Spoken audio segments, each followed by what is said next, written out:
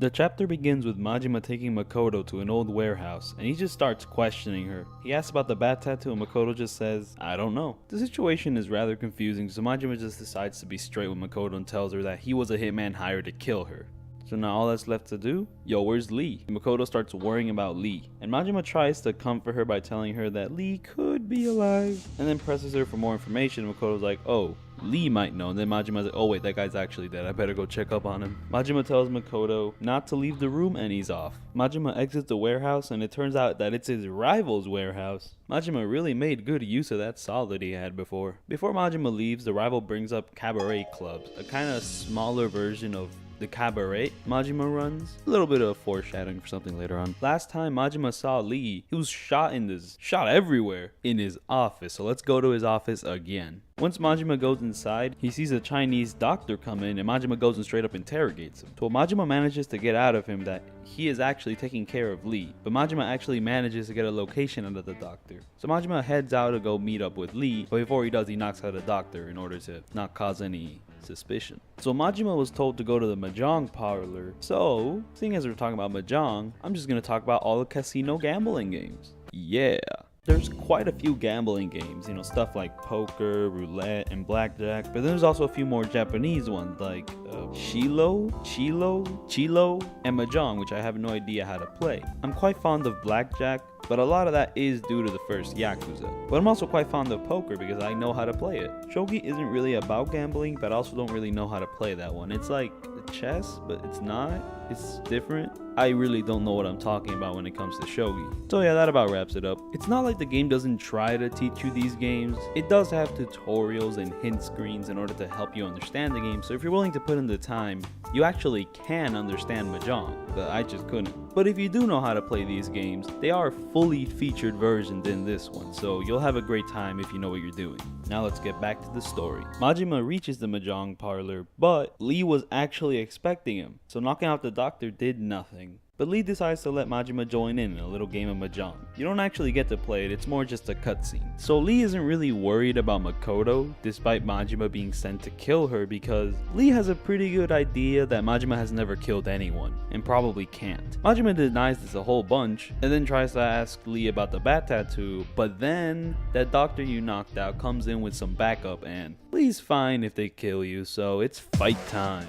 They're just some enemies, some dudes, you just beat them up and it's all good. Well, unless you die, in that case you're dead. These dudes got Chinese broadswords, so watch out. So Majima manages to beat the dudes up, and Lee is so impressed that he decides to actually tell us what the bat tattoo is all about. But as it turns out, it really has nothing to do with why Makoto is being hunted down. It's the reason why Makoto is blind. As it turns out, Makoto has quite the messed up backstory. Basically, Makoto arrived in Sotenbori and was kidnapped and sold for cash. And because of how messed up and miserable that experience was, she got something which the game coins as post-traumatic blindness. It might be real, I don't know. But then at some point, Lee was actually able to rescue her, and Makoto after the event doesn't want this to happen to anyone else. That's why Lee is so protective of like the phone girls and whatnot. He wants to make sure that nothing that happened to Makoto happens to them. The only thing Makoto remembers from her traumatic experience, the last thing she remembers seeing is a hand with a bat tattoo on it. So Lee wants to find that guy and kill him.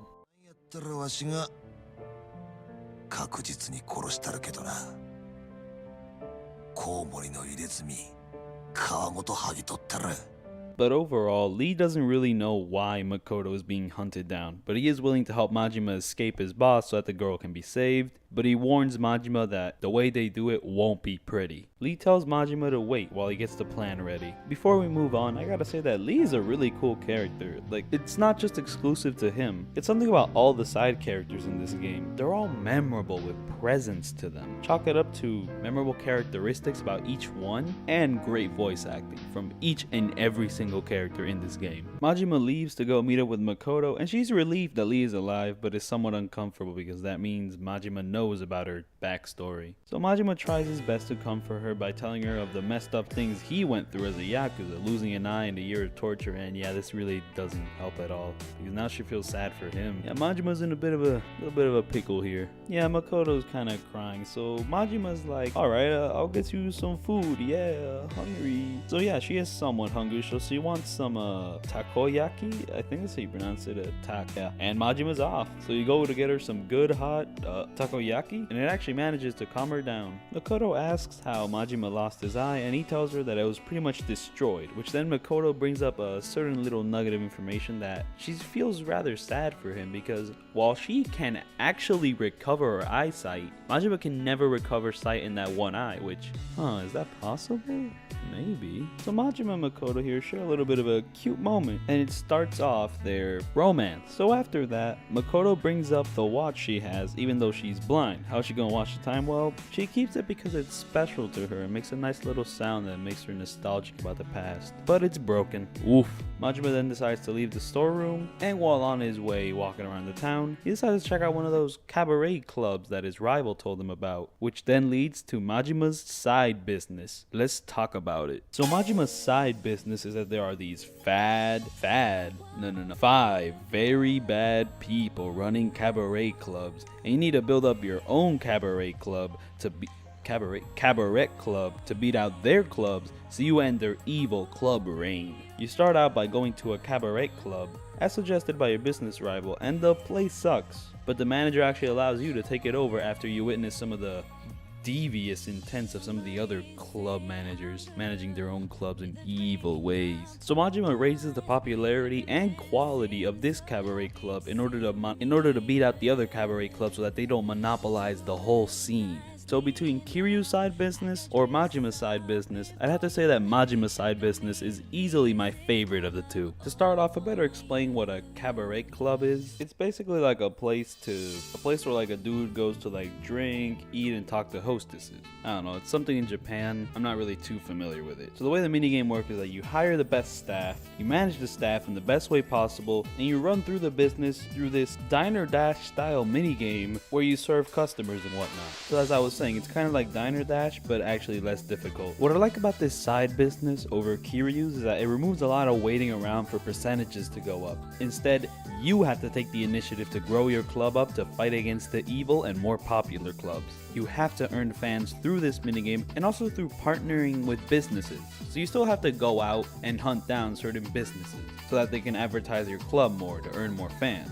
You can once again gain workers through side quests in ways you wouldn't expect, or by hiring people off the street. Every person has different stats, so it's best to use the best all the time, but then again, you have to give them a break every now and then, because people do get tired. So keep a healthy work environment, and things should flow smoothly. There are a few workers whose stats can be messed around with, and those are your main crew. These are the people who matter in this side business, the main characters per se. They actually have really fleshed out personalities, which is nice, and keep things from getting boring. There is still a bit of grind with this one, but it isn't as bad. I just wish this minigame was a bit more challenging. You know, a little bit more like Diner Dash, because that actually can get hard. I played the SpongeBob one, ooh boy. The boss fights you get into every now and then do spike the difficulty a bit, so that's nice. But it is a bit random. One thing that Kiryu's operation does have over Majima's is that Kiryu does make a lot more money in the end. Majima's business doesn't really make you loads of money. But then again, if you want loads of money, you could just fight Mr. Shakedown a bunch of times and you'll be fine. And that about wraps it up. Let's get back to the story.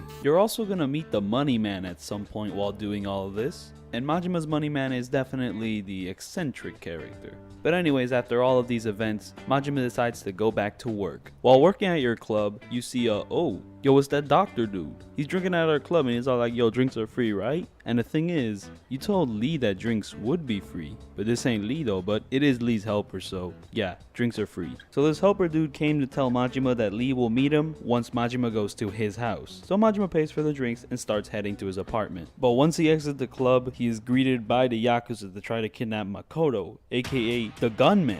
But this time there's more of them, so it's time to beat him up once again.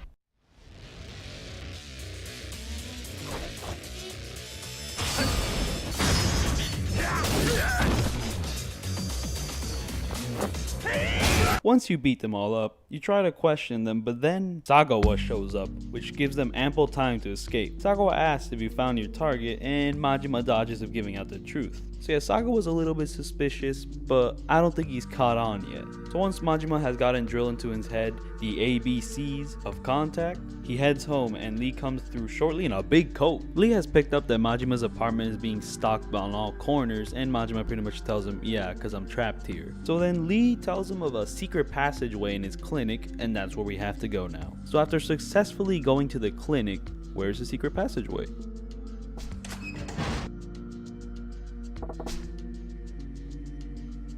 So somehow, through black magic, you actually manage to get to Makoto. Once you're there, Makoto is holding an envelope that Lee gave her, and she hands them to Majima, but they're just photos of some girl. What's up with that? Lee finally shows up and hands Makoto and Majima some drinks. He goes on to explain that the girl in the photo bleeds men dry of their money and of their life, but that she looks exactly like Makoto though. And then Makoto passes out because Lee spiked her drink.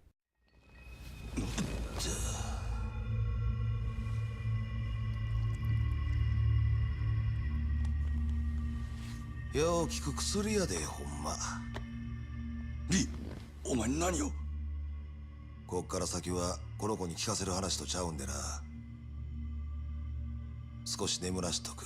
So basically, Lee's big plan is to kill the girl in the photos and offer up her as Makoto's dead body, and then give the real Makoto a facelift while removing her fingerprints with a little bit of acid. So yeah, as it turns out, Lee's part of the Chinese mafia. Well, to be more accurate, he isn't really part of the Chinese mafia, he's more of a hitman that collaborates with them. The way that he saved Makoto is that he was doing a raid on a Korean warehouse where he came across a group of girls locked in cages, and he freed them all, except they all ran except for Makoto, who stayed in her cage, reaching out her hand. I mean, she's blind. What is she gonna do? I mean, Lee just couldn't leave her alone, so he kinda took her in as a daughter figure. But there's something interesting about what he says. He says that he isn't about to let a daughter die before his eyes again. Like, man, oh no. Well, despite that, Majima still isn't gonna do the plan. In fact, he flat out refuses. Lee is absolutely baffled that Majima would do this, and he decides to poke at Majima by pretty much telling him to not run away like he probably did when he got kicked out of the Yakuza, and to get his hands dirty. I mean, after all, Majima hasn't killed anybody. But no matter what, Lee isn't gonna let you leave this room alive. So once again, it's fight time. This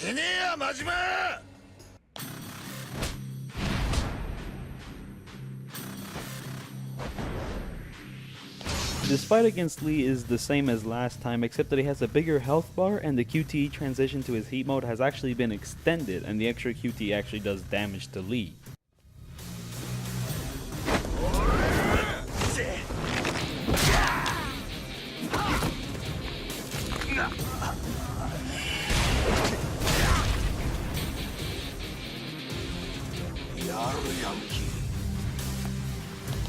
Also, something I forgot to mention during the first fight with Lee is that he has a move where he just kind of waves his arms around. If you attack him, he'll counter you. I'm not really sure if it shows up in the first fight or only here. In terms of fight location, the warehouse isn't as cool as the massage clinic, but Makoto is sleeping while these two dudes are just beating each other up, so that's a nice detail. After getting beat up, Lee pleads with Majima this is the only way to keep Makoto safe, and that if he denies him, he'll be hunted for the rest of his life. Majima responds that he'll just kill anyone that comes his way. In his words, 確かに一度黒に染まったもんはどこまで行っても黒や。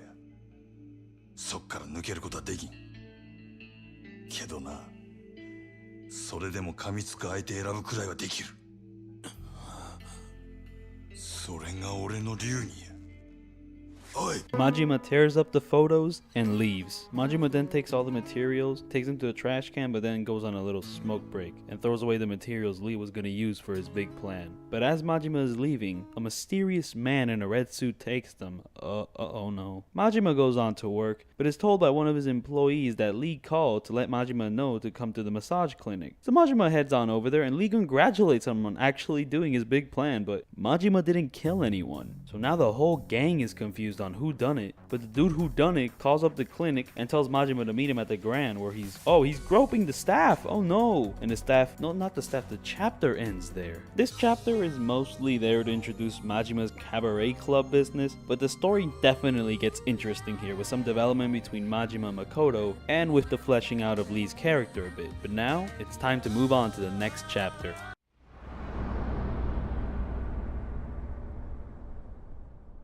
chapter begins with Lee being confused as to what is going on, so to solve the mystery, Majima decides to go meet up with the guy at the Grand. And the gun Yakuza from before is there to actually welcome you because the guy inside, that guy in the red suit, is their patriarch, their commander, their leader, their boss. Majima goes inside and this dude is still groping the staff. He needs to stop that. Majima just comes in and just stop. So once all the hostesses leave him, it turns out that this dude rented out the whole Grand just for himself. And basically he did this just to have a private chat with Majima. Majima asks who he is and the dude responds with that he runs the Kanjin clan, I think that's how it's pronounced, and that his name's Nishitani. His main goal is that he wants Makoto, and weirdly enough, he's heard that Majima is pretty strong, but that he can't kill Makoto. So he wanted to take matters into his own hands to help him out, cause this dude's just a crazy person. Nishitani goes on to tell Majima that he wants Makoto alive, so it shouldn't be a problem because he already killed the fake for him. Majima presses him on why he would want the girl, but Nishitani tells him that he's working for someone else, so he really doesn't know. But Nishitani's looking for a fight. He's telling Majima that the only way he can get more information is if Majima beats him out of it. And Nishitani throws the first punch.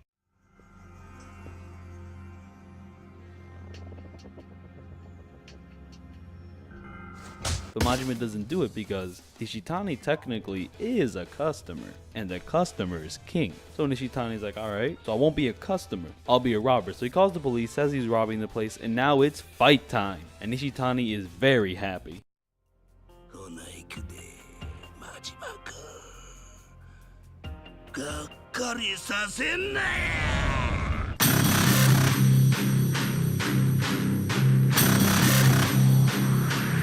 This dude is a hell of a fight, one of the hardest in the game. He's got a knife, so you can only really block with Slugger, but with Thug, you're gonna get shredded. He also dodges a ton. Do not attack him from the front because he'll just dodge like crazy and then go on a knife combo. And man, his combos are weird as hell. Strange, crazy movements that you should watch yourself on. He also has this move where he lies down on the ground, but if you try to attack him, he'll just follow up with a couple of nice slashes. Not nice slashes, knife slashes. His QTE transition to his heat mode is also quite stylish.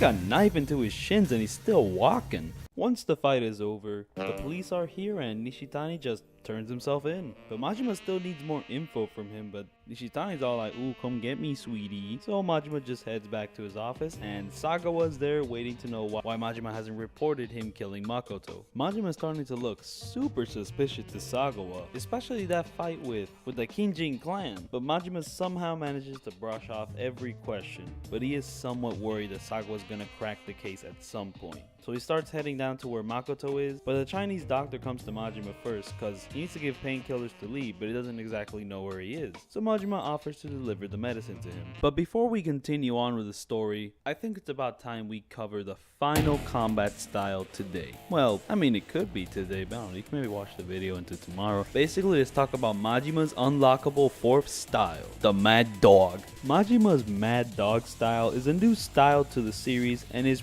probably what he will use in future games, like the first one. Now, this style is pretty insane, and I swear none of it is explained to you. You have to figure it out for yourself, so it might be some things you missed because of your lack of understanding. Like for example, every finisher attack leads into a manic slash dash attack. The thing with this attack is that after you slash someone, you can sprint around and connect more slash dashes if you connect more triangle attacks. This is ridiculously powerful if done right. This style also has a great counter that can be done on any gear level. Taunts with this style will actually decrease your heat bar. Oh, and if you block then dodge, you can perform a super dodge. Now I guess my only real issue is that square attacks have these really fancy animations that lead to people gangbanging you because you're so fancy and slow. Also, once you hit the third gear heat bar, press circle to unleash a spinny attack that will tire you out if you miss it, but won't if you hit it. I went for some basic stuff. You have have a double dodge like Majima's normal style. So yeah, that about wraps up Majima's Mad Dog style. While a little bit undercooked, it is fun to play around with a combat style that resembles what Majima is like in the past games. Now let's get back to the story. So Majima delivers the medicine to Lee, but he's all like, okay, but I don't need this. Lee asked about what happened with the phone guy, and now Makoto also wants to know what happened with the phone guy. But Lee tells her not to worry about it, but she really does want to know because, all things considered, she is the reason everything is happening around here. So Majima explains what happened at the Grand, what it meant, and that the Omi Alliance either wants her dead or alive, so they should just get out of here. So Lee's figured out that she's probably gonna be hunted. Majima's like, I'll figure it out. But before they can leave, the Chinese doctor is here because he followed you. And he brought over Majima's stalkers because he sold you out. Dang! I mean, like, the Chinese doctor just straight up doesn't have enough money, so it was bribed easily, but that doesn't really matter because the stalker just kills him.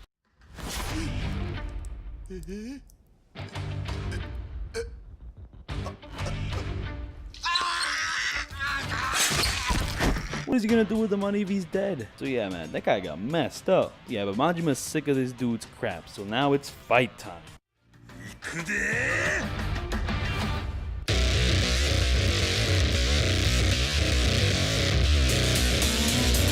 I love the setup to this fight. These dudes have been keeping Majima under watch for 2 years, and now Majima finally gets to royally annihilate them. And you do.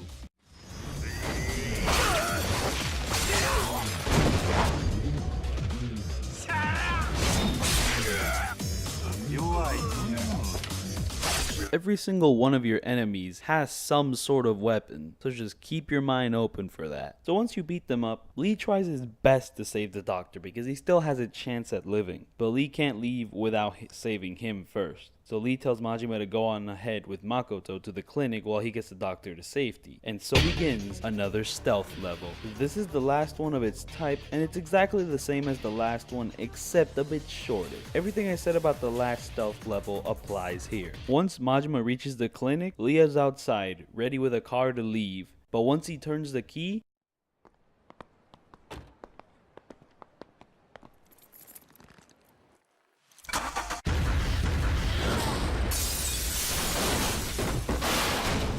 Majima and Makoto are knocked back and they can't get up, and Sagawa shows up with a gun. The dude pretty much knows that you lied to him and is ready to shoot you down until a dude in a white suit shoots him in the hand. Wow, he is accurate. The white man goes towards Makoto. Majima is like, and the man smacks Majima right in the kisser with a gun, and so ends the chapter. This was a pretty banging chapter. A lot of mayhem just went down. We got a great boss fight, some fun combat encounters, and the story is getting really interesting once again. The stakes have risen, but the next chapter isn't Majima's, it's Kiryu. So before we get back to this, it's time to head back to Kamurocho to see how our rookie, unemployed gangster is doing. Well, he's not unemployed, he's in real estate.